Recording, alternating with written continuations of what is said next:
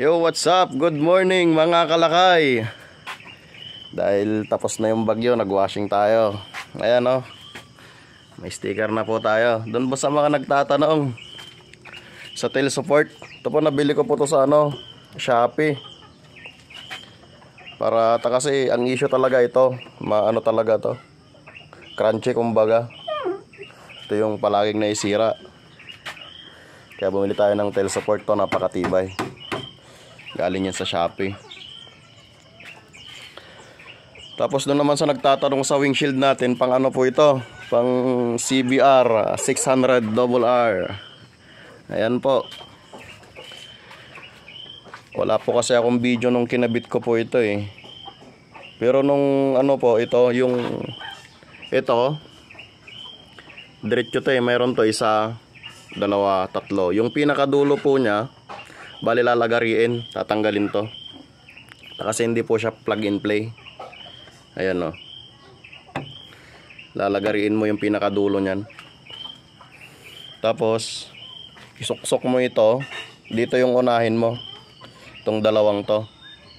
Pero kailangan meron kang soldering iron. Yun yung pinanglagay ko kasi para i-retrieve niya yung plastic. Ito.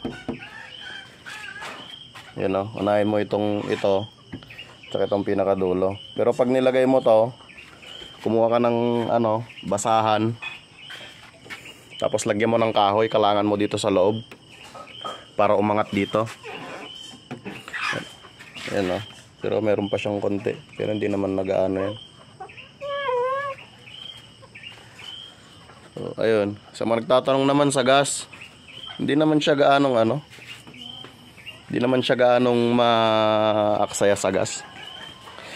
Kasi nung nasa pa ako bali ang konsumo ko dito sa 15 days ko sa Alaminos hanggang dito sa amin sa Mabini, ewan ko ilang kilometer to. Mga kilometer rin to hanggang Alaminos lang. Mga 8 kilometers. 15 days ko 600 yung nakukonsume ko.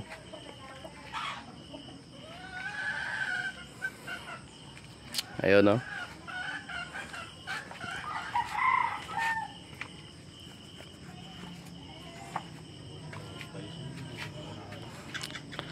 So yun lang muna mga kalakay. RAs. Thank you. Ride safe po tayo mga kalakay.